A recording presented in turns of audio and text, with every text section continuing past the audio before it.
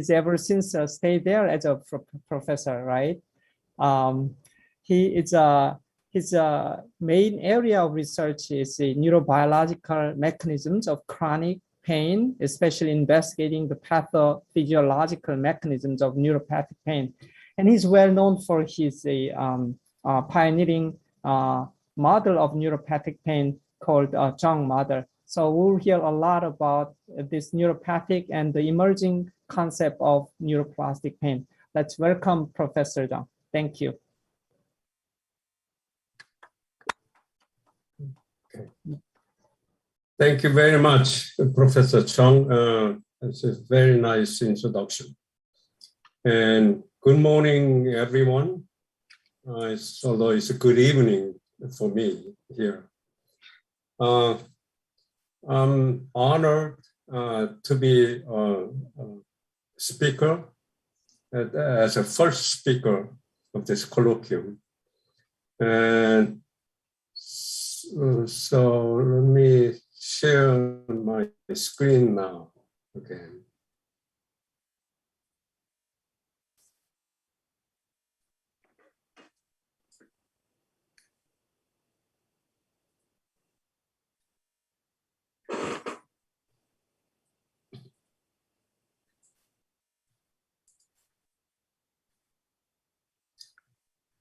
Okay, can you see my screen? Yeah. Okay, good. So the title that I chose to have today is Neuropathic Pain and Nociplastic Pain. So I'm trying to cover both topics in a given time. So this is the table of contents of my talk today. So first, I will spend about 1/3 of my time for neuropathic pain. I'll start out with definition, then I'll go in my perspective of historical sort of landmark of neuropathic pain research. And then I'll do, instead of detailed data presentation, I'll do overview of underlying mechanism, as a sort of summary. So then I'll move to nociplastic pain. First, definition and animal model for nociplastic pain and mechanisms of nociplastic pain, some mechanisms. And then I'll talk about sex differences and role of spinal glia. I know many of you are interested in this particular topic. Then finally, I'll do some conclusion and discussion remarks.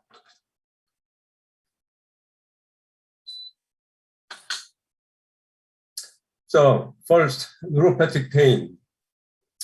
Neuropathic pain is defined by IASP as a pain caused by a lesion or disease of the somatosensory nervous system.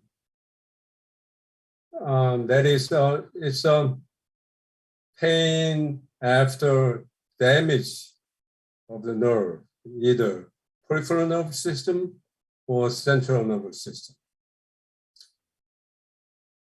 As we'll discuss later, this definition, it appears to be very clear. There's nerve damage, pain, that's neuropathic pain. But sometimes it's not that clear. So as we talk about, because sometimes it's difficult to say is nerve damage is still present at this particular moment or not. That becomes sort of not very clear. So we'll get into that a little bit more. Anyway, so I've been in pain research, I guess, about 45 years. And about first 10 years, there was no such a thing as chronic pain, no such a thing as neuropathic pain. It was just pain. Chronic pain is thought to be pain, acute pain that just lasts long time. That is to say, the mechanism of acute pain and the mechanism of chronic pain is the same. It's just duration is different. But I think two major events occurred at the period of about 10 years, from 1985, around that time, to about 1995. That 10-year period, I think in the pain research was very, very important decade. Two important things is, first one is it's a conceptual development. There's recognition that neuronal plastic change are the key underlying mechanisms of many chronic pain conditions. So this plastic change, this is the key that make it different from acute pain to chronic pain. That concept, it sounds easy, but it wasn't that easy to accept first. Second event was development of animal models of neuropathic pain. There are several models developed. So that provided a tool for researchers to investigate. So first one, this concept provided the topic to study. And second, this animal model provided everybody the tool to study. So we have topic and tool. So that two factor made explosion of the pain research. Before this time, there were very few pain researchers, actually. Pain research wasn't that popular because not many people studied. And this providing the topic and tool attracted a lot of researchers, and there was explosion of pain research from that point on. So as an example of that concept development, I'll present one paper. This paper, I feel like this is a landmark paper in the pain field. This is called painful neuropathy, altered central processing maintained dynamically by peripheral input. It's the title. Richard Gracely and Sue Lynch and Gary Bennett from NIH, they studied this. What this paper is, it gives you 4 patients, human patients. It's a human patient study. I think human study, this is so far, even up to now, I feel like best study ever done. What they have done is, I'm giving you 1 patient out of 4 they talked about in the paper. This patient had a pain on the front part of the leg and top of the foot, dorsum of the foot. This area, let me change my pointer to laser to see easier. So this area had spontaneous, ongoing, burning type of pain and very, very severe allodynia, touch-evoked pain. So what they did was, this is part of the experiment. First part of the experiment they did was compared to this contralateral leg as a control. They first tested mechanical detection threshold. So what strength of Van Fry filament make this patient feel anything? Obviously, the control side, as you apply stronger and stronger Van Fry, at 1.5 gram, the patient said, oh, I feel something. I feel touch sensation, tactile sensation. Okay, this patient's detection threshold is 1.5 gram. They did the same thing on this painful leg. And as you increase Van Fry strength, at 1.5 gram, the patient feel, ouch. That's the first sensation, is stinging pain. The interesting part is that threshold, that pain threshold and touch sensation threshold on the control side is the same, 1.5 gram. And they did electrical stimulation, electrical threshold detection, about similar 0.3 to 0.6 milliamps of electrical stimulation. It elicited touch sensation on the control side, but stinging pain on the painful side. What this suggests, plus some more experiment they did, for those I feel is a very critical evidence. They concluded that allodynia in the painful side was mediated by A-beta low threshold mechanoreceptor, just like this side. Mechanoreceptor is now here is mediating, not pain receptor, not nociceptor, but low threshold mechanoreceptor is mediating the allodynia in the painful side. Okay, so that's the conclusion they made. But this patient had this painful area, but in the backside here was a little scar that the patient did surgery some time ago, a couple of years ago. And there was a little scar. That's not painful area though. Next experiment they did was they injected lidocaine to the painful area, then it produced numb, just small area.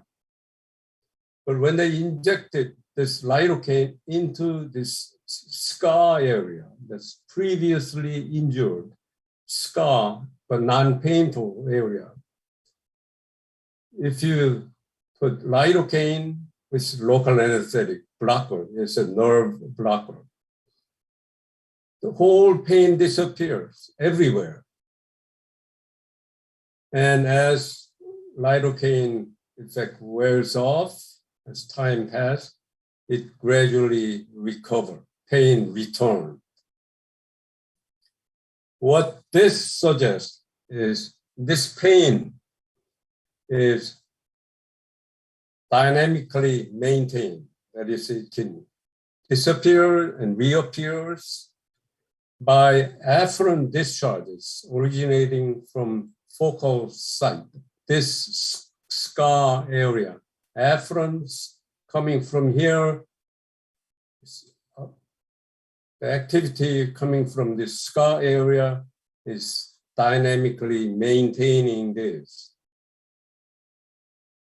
So it's a very, very, I think, clear evidence. At that time, it was a very, very surprised result. So what their interpretation, and I changed a little bit of their interpretation is this. This is normal condition. It's a control side of the leg. When you activate nociceptors, it goes through central processing normally, and you feel pain. When you activate mechanoreceptor, such as touch, then it feels touch. That's normal. And this pain is acute pain, nociceptor activation, process, and feel pain. This situation is changed in this patient so that the central processing is abnormal, so that nociceptor input become exaggerated so that it feels hypoalgesia, exaggerated pain. Even mechanoreceptor input become painful.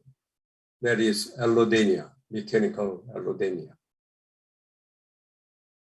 And this patient, this abnormal central processing was maintained by afferent abnormal spontaneous activity coming from the scar area in this patient. So when you remove this, this becomes normal. So it becomes just like this. And when there is this abnormal activity, it becomes abnormal so that this nociceptor input, mechanoreceptor input become all painful.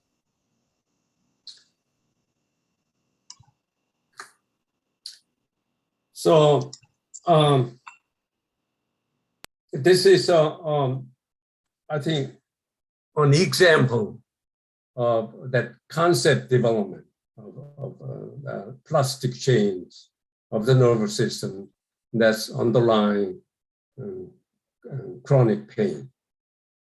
So I'm going to summarize the neuropathic pain study from that point on up to sort of currently. So, I mean, it's very hard to summarize everything, but I'll try. So what we have is initially we'll have nervous signal, either peripheral input or CNS origin, something normal, abnormal. It is interpreted as a pain here in human as a pain sensation. In an animal, we study behavioral outcome as a pain. So in between, what's happening is basically topic of neuropathic pain study, research. I think one step just before this behavioral readout or pain sensation is synaptic plasticity in the spinal cord, for example. Somehow there is a synaptic plasticity that's produced this pain sensation or behavioral outcome. Then the important question is, what makes it this synaptic plasticity?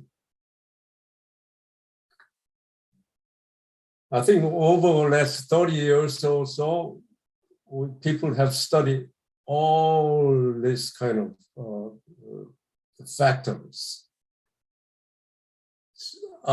This is nowhere near everything, but I'm trying to list important factors here.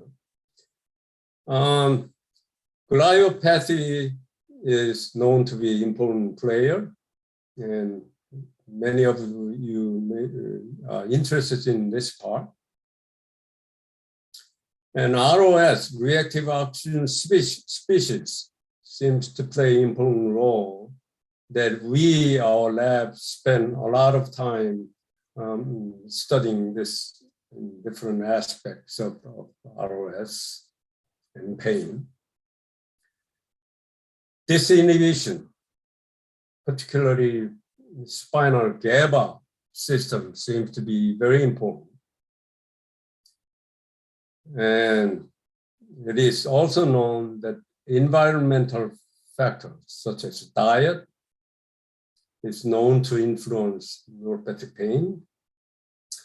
Nowadays, microbiome seems to become an important player as well. Genetic and epigenetic factors is known to be important. All these factors are dynamically controlled. It changes at different time and different conditions, and one may link to another in series, or some of them are related as a parallel circuit. So it's very complicated, intermingled factors of these seems to be important. And other factors such as sex and age plays an important role. So when we look at the neuropathic pain, we need to think about all these factors at which time point and what condition and so on. So everybody's result tend to be different. So we need to pay attention to all these factors. It's just dynamically involved. So it's not very simple, not steady. It's just one factor is doing everything. That's I think is a naive approach.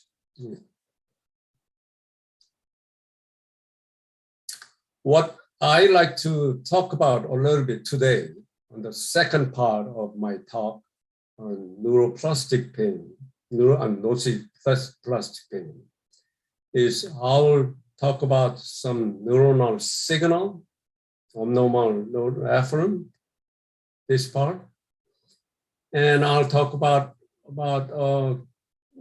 gliopathy a little bit, and this inhibition, that is GABAergic inhibitory system, I'll talk about a little bit, and sex factor, I'll talk about. Of course, we'll have this behavior readout from our study.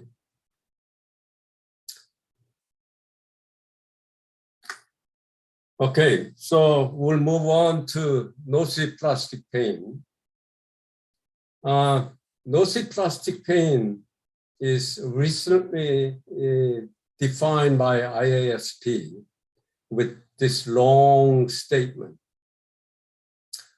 When somebody is explaining to you or defining something with long statement, that usually means we don't know what that is. So I don't think this is as of now, well-defined term. I'm sure it'll change and so on. But I think this nociplastic pain replaces the term CRPS1. CRPS, I think, is abandoned by IASP. You cannot, in their terminology section, you cannot find CRPS now. CRPS means actually nothing because it says complex regional pain syndrome. It's complicated, it's pain, but we don't know what that is. That's what CRPS says. Whereas nociplastic pain is pain due to plastic change of the somatosensory system, basically. It still says it's just plastic change, but we don't know what that is. Because all these terms are, by necessity, is defined by clinical sign, not by mechanism. You really cannot define a term by mechanism because by looking at patient, you don't know the mechanism. So, but that's a reality. But I think we as a researcher should realize the term, limitation of the terms and underlying mechanism. So therefore, neuropathic pain and nociplastic pain can be overlapped a lot. For example, many of the nerve damage will induce plastic change, but somewhere of the nervous system. Is that the neuropathic pain or is that nociplastic pain? It's hard to distinguish when you look at mechanism because you cannot separate this nociplastic pain from neuropathic pain or vice versa. So with that understanding, let's go a little bit on nociplastic pain. What I like to describe is mainly this paper. And this paper is just, it's in press. It's not, it hasn't come out as a printed copy, but its online version is available. So it's a brand new. And we have main faculty in our lab, Dr. Juno La. He directed this research with two graduate students, Kelly and Katie. So it's three of their sort of product. And so this is my acknowledgement page. Commonly in every talk, the last slide, this is who did this work and sort of acknowledgement. But this is my acknowledgement page. It's their work, and I even borrowed their slide to talk today. So some came from Kelly's, some from Katie's. So I think you'll notice that my slide are some of the diverse. It's not uniform. Okay. So what they've done is this in the mouse. They used Van Fry poking the paw. The way they poke is the place they poke is the middle of the paw here. But they produce injury more distally here in the skin incision injury or capsizing injection injury there. And then they apply post-injury stimulation. In this case, it's shown here is this much of a paw was submerged into the water, warm water. It's a water dipping into the water. That's what this red area indicates.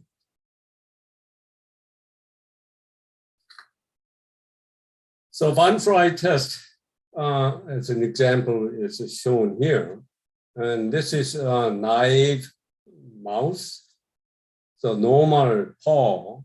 So they used weak enough Van Fry. So when you poke them, they do nothing in this control or paw. But this is after capsizing injection.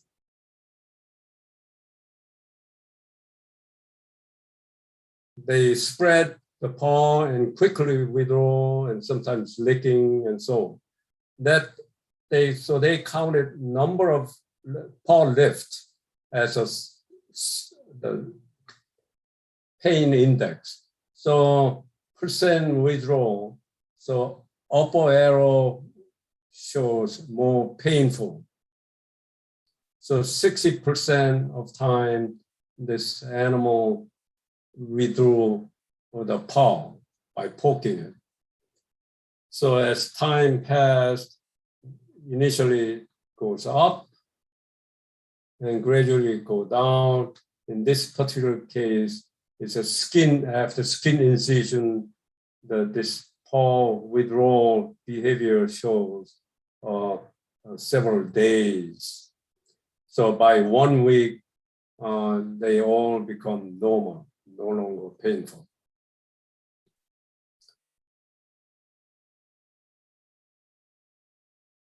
This is male, and both male and female. But what they've done is 24 hours after the skin incision, that skin incision, that distal half of the paw was immersed into warm water. 40 degrees is not really hot water, it's warm. Because our hot bath temperature is 42, 43 degrees. So it's not as hot as our hot bath water. So it's if you dip your finger, you feel warm, not hot, 40 degrees. So they dip the paw, distal half, for 30 seconds, and taken out for 30 seconds, 30 seconds in, 30 seconds out, 10 times they repeated. So it's 10 minutes, during 10 minutes, 30 seconds in, 30 seconds out, 10 times. So 24 hours later, they did that. Then this pain response, instead of coming down, it just kept going. It's 1 week, 2 weeks, 3 weeks. It just kept going by adding this seemingly not very strong stimulation, post-injury stimulation. That happens to male, that happens to female, both sexes. So what that happened is this nociceptive pain, initial injury produced, normally comes down quickly in several days. This warm water immersion stimulation produced this pain lasting long time. And by this period, 2-3 weeks after, there is no injury, sign of injury, no inflammation in the paw, but yet pain is persisting. So what we are saying is this stage is nociplastic pain, no nerve injury, yet it's due to plastic change in the spinal cord, particularly. So that produced pain. So that fits to the term of nociplastic pain. We can make it this even with capsizing injection, not just skin incision. This is an example of capsizing injection. Capsizing that lasts 2-3 days in the male, that lasts 2-3 days in the female. And warm water immersion produce long-lasting this hypersensitivity in the male and in female, same female and female. Not only the warm water immersion if you apply to vibration 2 hours after capsizing or incision, that also produce. So it's not warm water specific.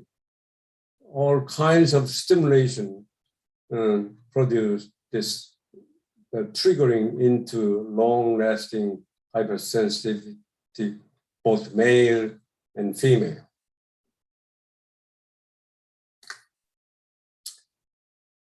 I think this is a very, very important point.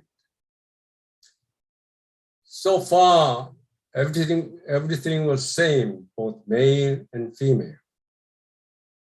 But what they have done is capsizing and post-injury stimulation. 2 hours later, they apply post-injury stimulation. They then wait for a week. Then at this period, after 1 week, that's maintaining persistent pain. That period is, we like to think that's a nociplastic pain state. And at that time, we applied nerve block. What we have done is the previously injured area, either capsizing or incision.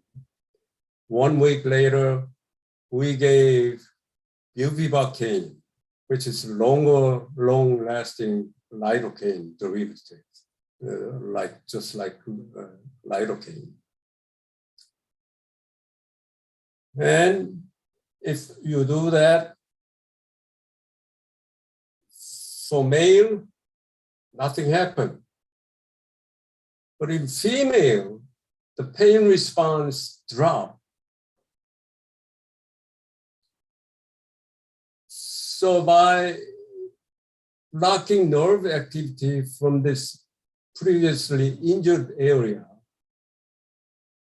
in the female, the pain temporarily disappears. Male doesn't happen.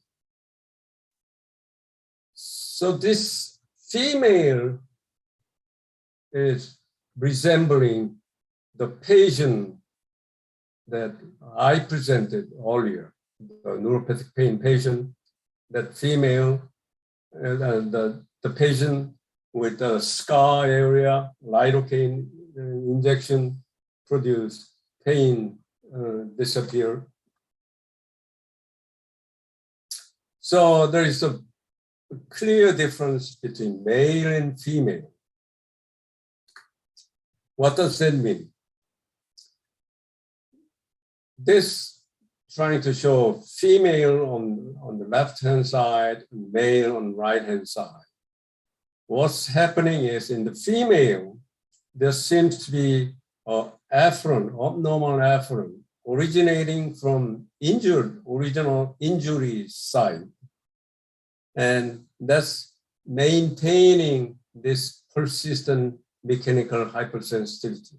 So when you block this pain reduce. When the block wear off, it comes back. Just like the patient that I showed you earlier. On the other hand, the male is independent of afferent activity from here. So, but same persistent mechanical hypersensitivity. That means the mechanism underlying in the spinal cord must be the responsible for this. So there is we have similar phenomena, male and female, but the underlying mechanism seems to be very different, male and female. So Kelly decided to take female as her dissertation project, and Katie decided to take male mechanism as her dissertation project. So we have two graduate students taking male and female. Okay, I'll go. I didn't keep up the time. How much time do I have? Can you tell me? A little bit late, so maybe you can. We have 20 minutes from now. Okay. I think I can finish in 20 minutes. So on the female side, so this afferent coming from here is important, I said. So Kelly's first question is, what type of afferent then? Is it all kinds of afferent or specific type of afferent? So she did selective blocking of afferent. How do we do that? Well, she used this technique. There is a compound called QX314. This is sort of a lidocaine derivative, but it's a big molecule, so it wouldn't penetrate membrane easily. So to work as a nerve block, this compound the molecule has to go inside the cell to block sodium channel from inside here. Sodium to yellow, we're trying to indicate a voltage-gated sodium channel from inside. But this cannot go through membrane. It's too big.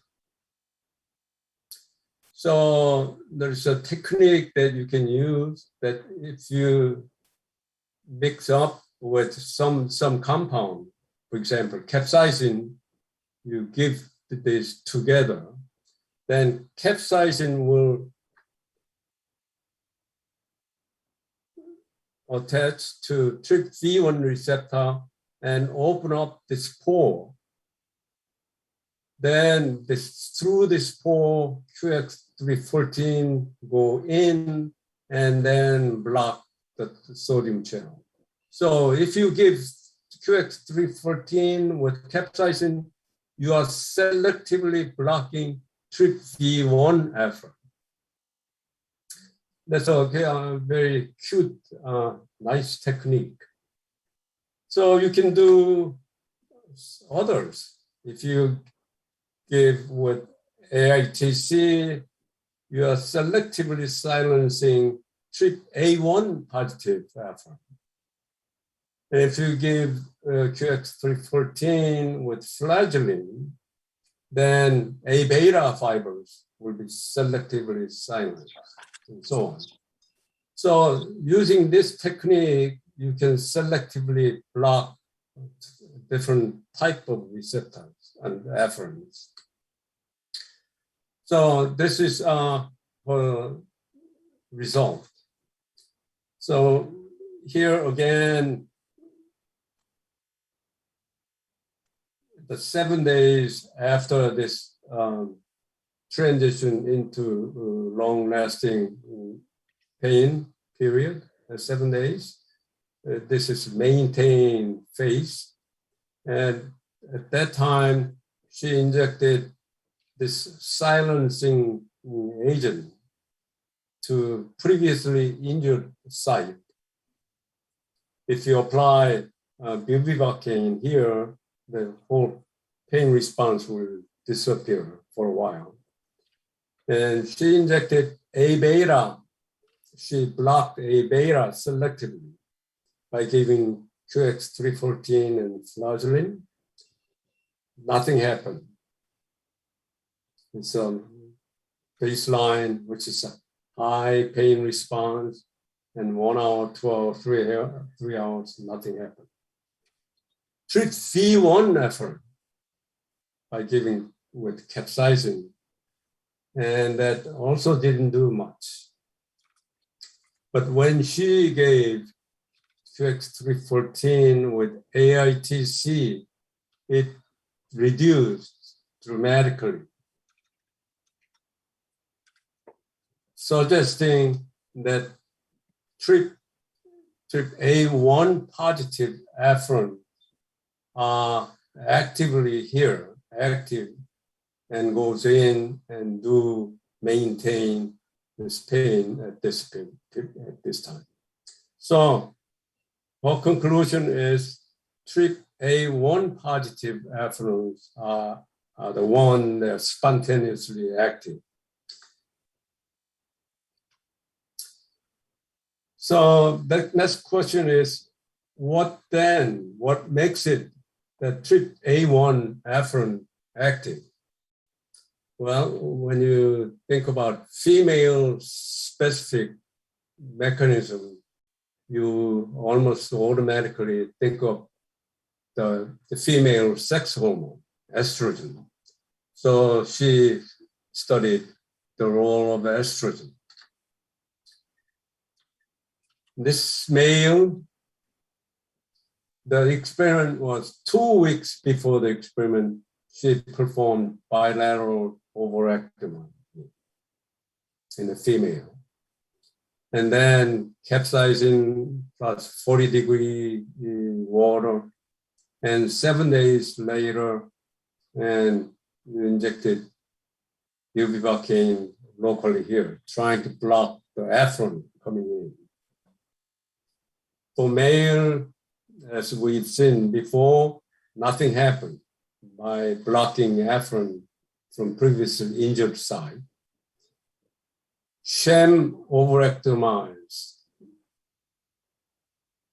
the mice. It's a female, just like normal female mice. When blocked the afferent here, pain response declined. But in overectomized female, injecting here, the bupivacaine here doesn't do anything, just like male. So suggesting that overectomy eliminated that property of spontaneous active unit. This experiment is overectomy 2 weeks before, then 1 week before. From that point on, during 1 week, she gave estrogen here. So overectomy, then provide estrogen by infusion pump for a week, and the same experiment. So sham overectomy, this is basically normal female mice, and there's a decline of response with bupivacaine injection. Overectomy that now disappear. And when you give estrogen, that reappears, just like non-overectomized the female mice. So that suggests, yes, the estrogen seems to be an important contributor. So we talked about maintained phase, but what's the question, important question is, what makes it transition from acute to chronic? That question hasn't been answered, and Carly is working hard to get some clues for that. So I put here question mark. Okay, that's female part. We move on to male part. Oh, okay. What I'd like to summarize for female is using this slide again. There is abnormal activity that makes it abnormal central processing. In this case, in the female mice, brief repeated innocuous post-injury stimulation produce this abnormal estrogen-dependent spontaneous activity of TRPA1 positive afferents. So that goes in, the spinal cord, CNS, make the sensory processing abnormal. So what about male then? Male didn't have afferent activity coming from here.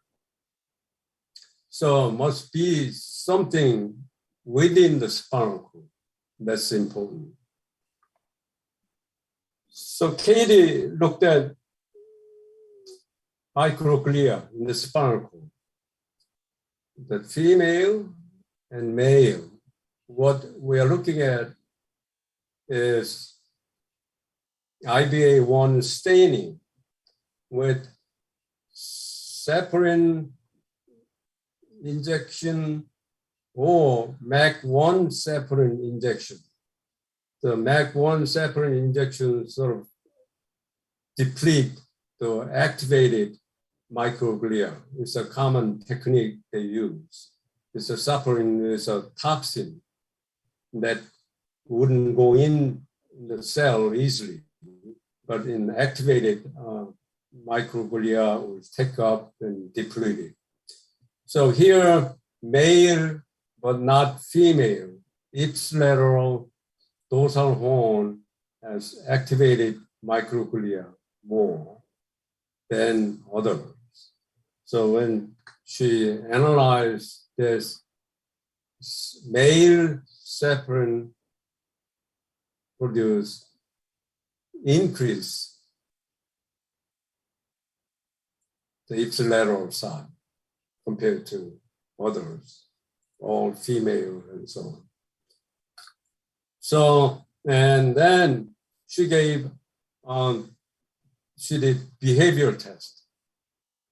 This is again 7 days after capsizing and post-injury stimulation. So maintain phase of pain, long lasting. And at this point, she's manipulating spinal microglia inhibition. So she injected MAC1 saccharin intrathecally here, and 1, 2, 3, 4 hours after. And male behavior reduced, whereas female, nothing happened. So only male, the activated microglia seems to be important, but not in female. So again, there is a clear sex difference.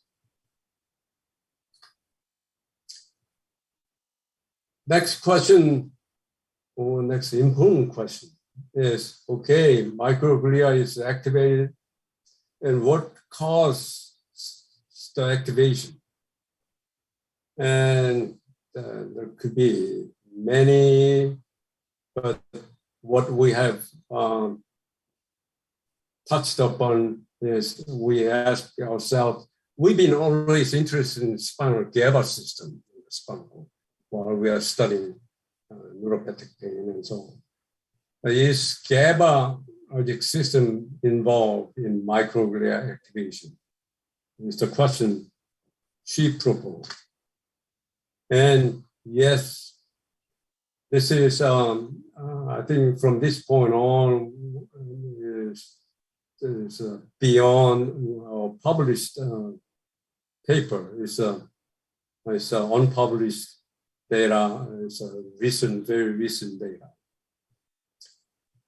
So when she gave GABA or GABA agonist intrathecally, 30 minutes before vibration stimulation, it would not transition into long-lasting pain. The 7-day is a clear indicator whether or not 7 days, at 7-day point, the pain is maintained high.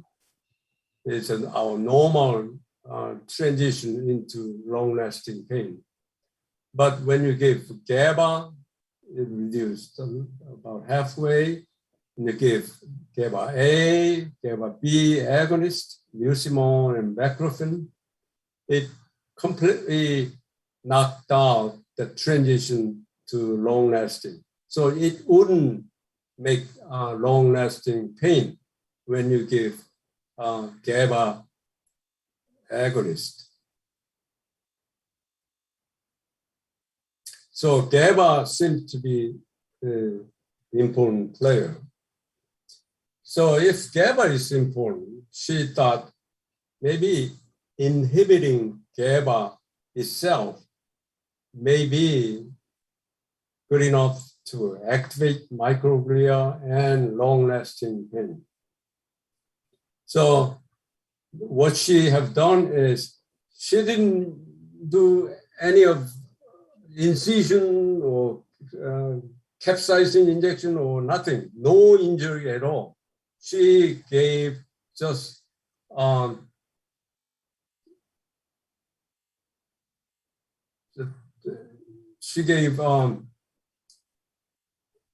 the GABA inhibitor, the baclofen to here.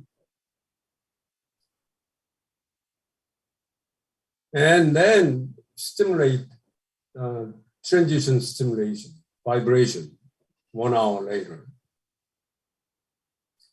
In the male that produced bicurcurin injection and 1 hour is an intrathecal injection and no capsizing, no incision, nothing. But 1 hour later, she gave vibration, that stimulation. That produced from bicurcurin alone produced a short lasting several hours pain and then disappear. But bicurcurin and vibration stimulation make this long lasting, just like capsizing and vibration or incision and vibration. With no incision, no capsizing, just bicurcurin itself. Male, that happened, but female, this doesn't happen.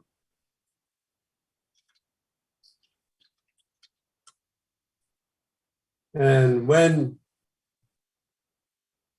microglia activation is blocked by MAC1 saprin injection that maintained long-lasting pain behavior was reduced after bicurcurin and vibration.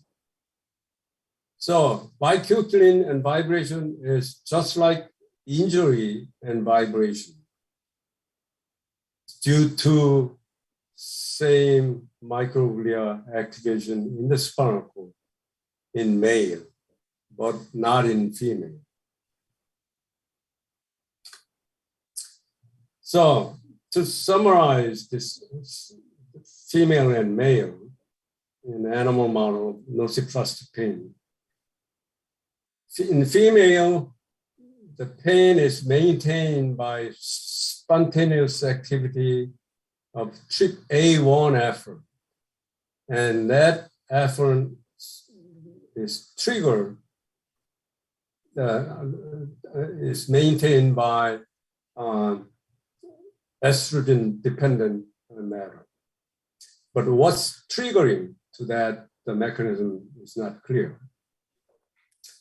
On the other hand, for male, pain is maintained by microglia activation in the spinal cord, but not in female. Spinal GABA is involved in triggering gliopathy. So spinal glia, microglia, the GABA, the microglia activation, that's involved in maintaining pain. So this nociplastic pain system was different from neuropathic pain mechanism. Well, so far, everything looks very similar, particularly in male mechanism. Although there is a little detailed difference, for example, different kinds of drug efficacy is different and so on. So there must be detailed mechanism, difference in detailed mechanisms, but at least grossly it looks very similar. But in female, there is something somewhat different. That is this spontaneous activity of TRPA1 afferent. That's quite unique. But again, that sort of mechanism we've seen on the patient that I've showed you earlier. So that's not unique to nociplastic pain. I don't know whether the TRPA1 afferent was active in the pain patient. Just we know only that only afferent is active, some type of afferent. And we also don't know whether TRPA1 positive neuron that this would hold in human as well. So so far, that's a summary of comparing neuropathic pain mechanism and nociplastic pain mechanism. So I'd like to conclude quickly. And acute pain by intradermal capsizing or skin incision can be transitioned to prolonged pain by follow-up application of brief innocuous stimulation. And we believe that's a nociplastic pain model. This prolongation of pain can be demonstrated both sexes of mice, but underlying mechanism of maintenance of this prolonged phase is sexually different, dimorphic. In female, prolonged pain behavior is maintained by spontaneous activity of TRPA1 afferent from initial injured area. But the triggering mechanism from acute to chronic is not clear. In male, the prolonged pain behavior is maintained by microglia activation in the spinal cord, and spinal GABAergic system seems to be involved in triggering the glial pathway. Many of the mechanisms nociplastic pain are similar with neuropathic pain because both are a form of plastic change in the spinal cord and elsewhere.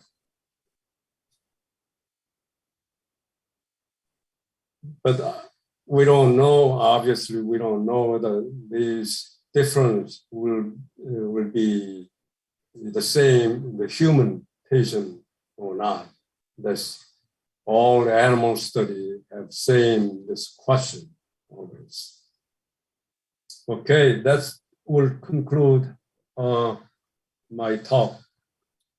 Sorry, I'm late a little bit. Thank you very much. Thank you very much, Professor Chung, and then that's a wonderful talk and wonderful introduction. And thank you for sharing your recent paper, the research contents, and it was very intriguing to everybody, I guess.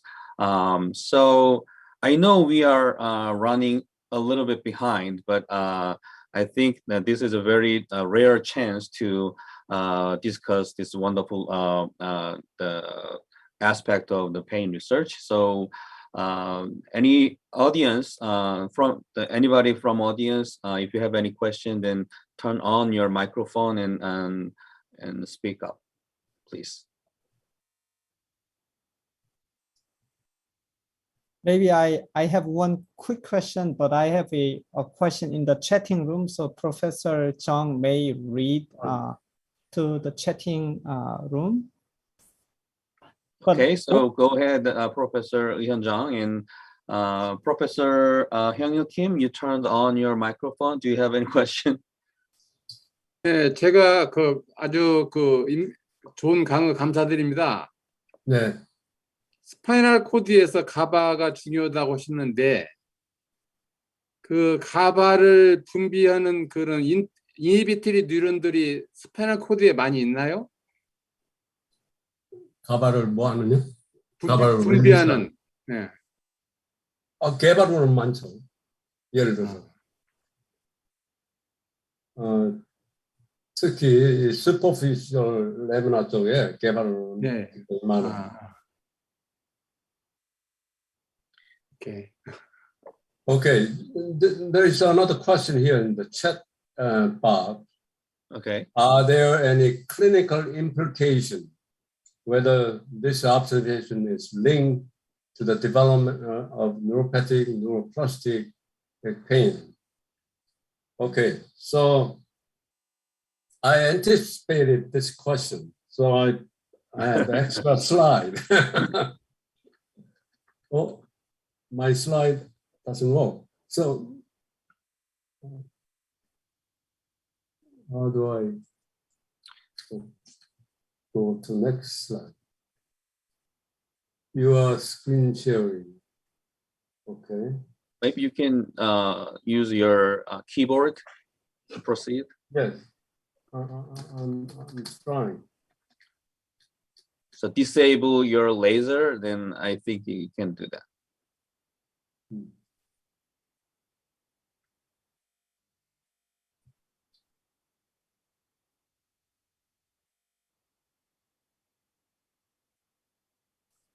So click laser point again. Oh, it came again.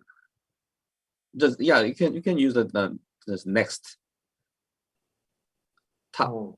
Yeah. Okay. Next. Okay.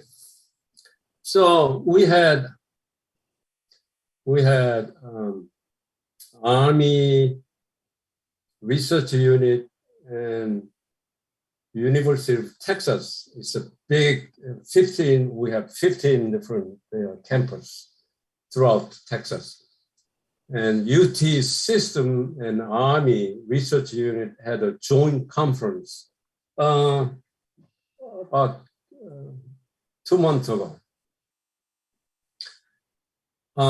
This is the sort of picture they showed us.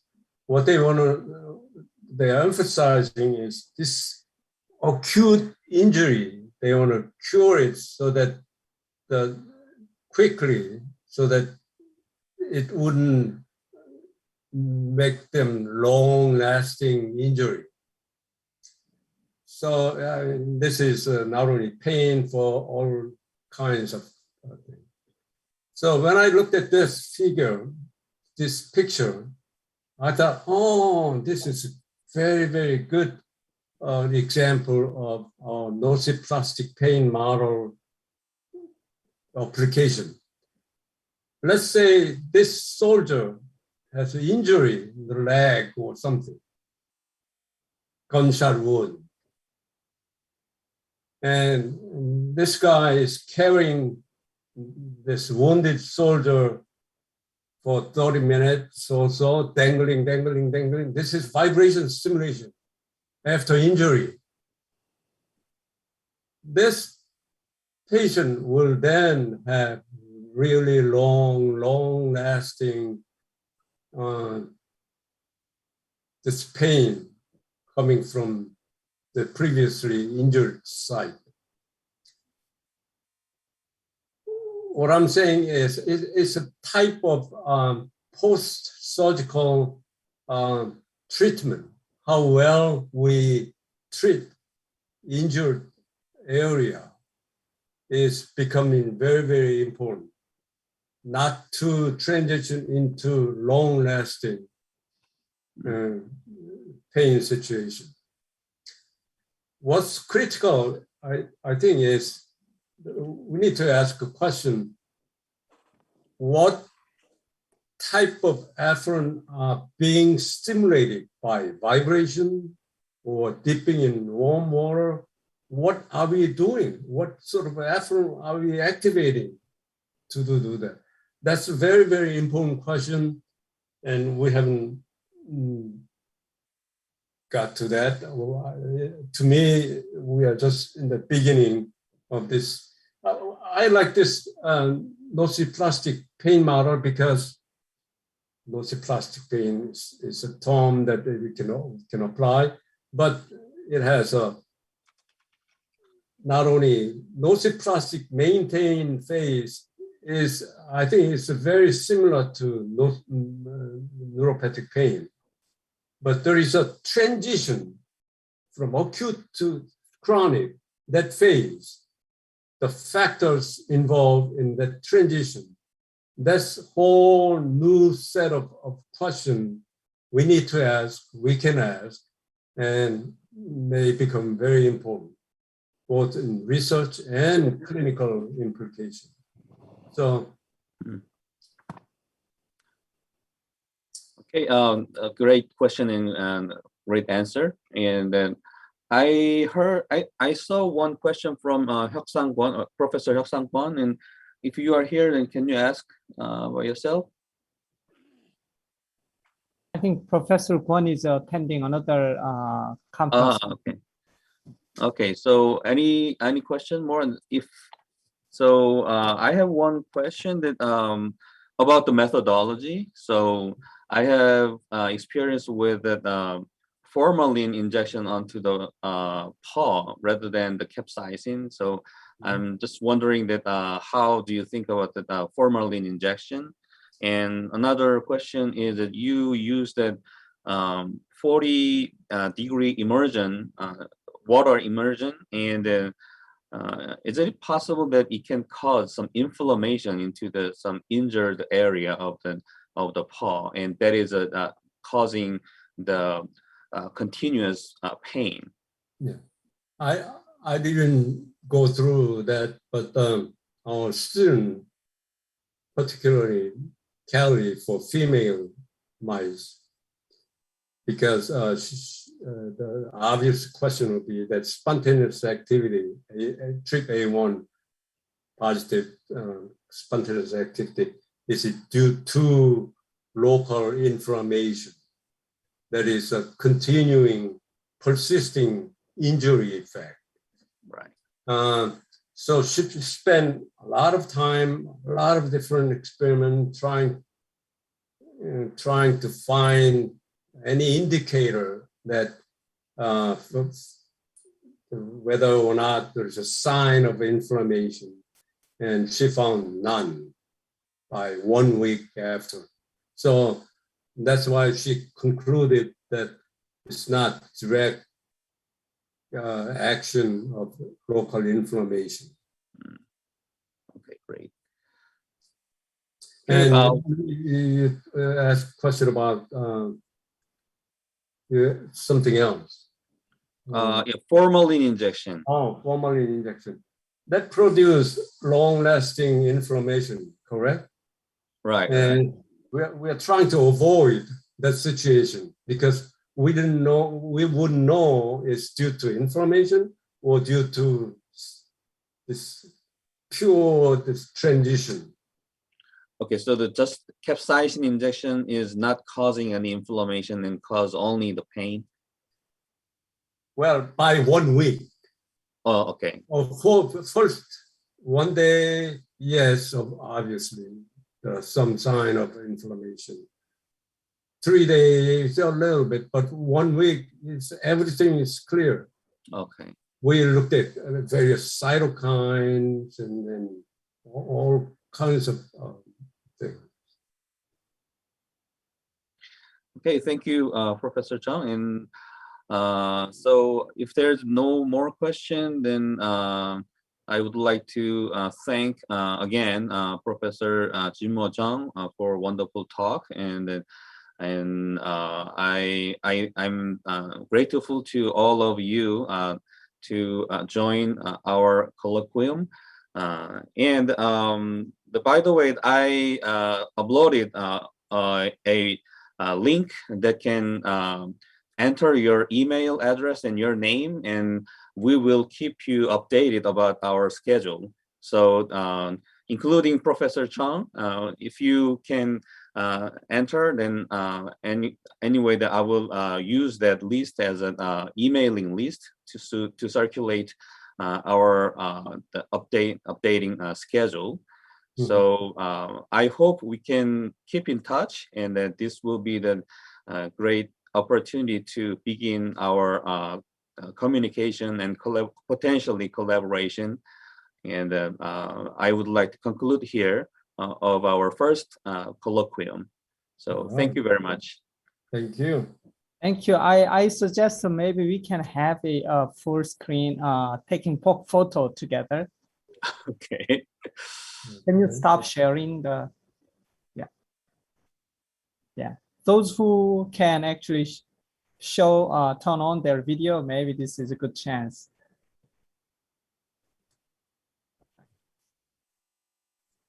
Yes, please turn on your camera. Right, yeah. All right, that sounds good.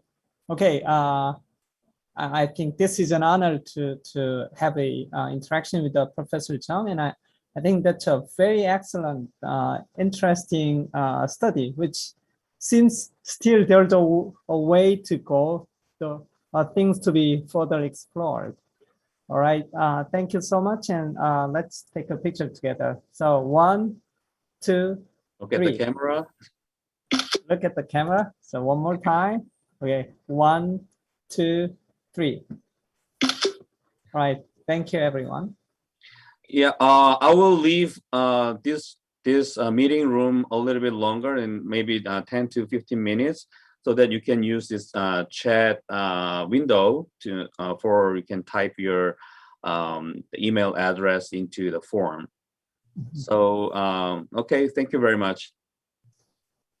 정진모 교수님, 감사합니다. 예. 저기 너무 재밌었는데요. 뭐 그래도 공식적인 미팅은 끝났으니까 혹시 시간이 되시면 조금 더 질문 드려도 의논을 드려도 될지. 네. 교수님 말씀 듣고 나니까 왜 저희 아버지가 엄살을 많이 피우시고 어머니는 아버지 보고 왜 이렇게 아픈 척 한다고 하시는지 이해가 되는 것 같아서. 솔루션은 아마 에스트로겐을 좀